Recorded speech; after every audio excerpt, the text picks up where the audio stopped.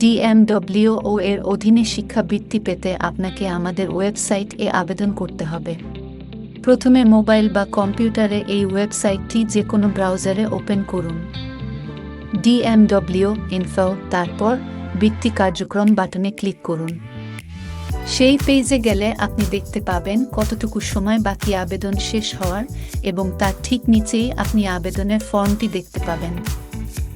সেই ফর্মের প্রথম অপশনটিতে আপনাকে বাছাই করতে হবে যে আপনি কোনো ক্যাটাগরিতে বৃত্তি আবেদন করতে চান।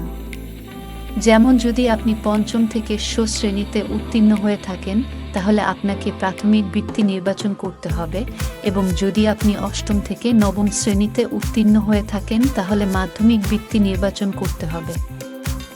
এই অপশনটি নির্বাচন করার পর আপনি ওই নির্দিষ্ট বৃত্তি সম্পর্কে নীতিমালাগুলো পড়তে পারবেন।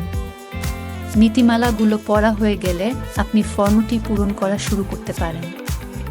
আপনার নাম, পিতার নাম, মাতার নাম সহ সকল তথ্য সঠিক ঘরে নির্ভুলভাবে প্রবেশ করান।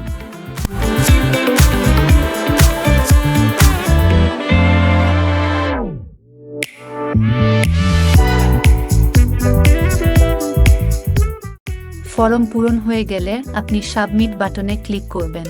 সাবমিট বাটন ক্লিক করার পর আপনাকে আপনার অ্যাডমিট কার্ড ডাউনলোড করার একটি লিঙ্ক দেওয়া হবে। সেই লিঙ্ক থেকে আপনি অ্যাডমিট কার্ড ডাউনলোড করে আপনার কাছে প্রিন্ট করে রাখবেন। পরীক্ষার স্থান এবং সময় পরবর্তীতে জানিয়ে দেওয়া হবে।